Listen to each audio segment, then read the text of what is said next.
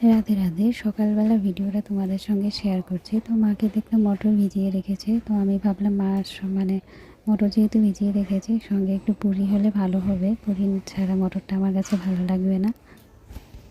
তো আমি কীভাবে বানাই কী করি সেটা তোমরা দেখো। আর সত্যি কথা বলতে না, মনটা একদম ভালো নেই, জানি না মনটা কেন ভালো থাকে না। এই সময় তো মন আরও ভালো থাকা উচিত। তো প্লিজ আমাকে একটু হেল্প করো, আমাকে একটু বলো যে মন কীভাবে ভালো রাখবো।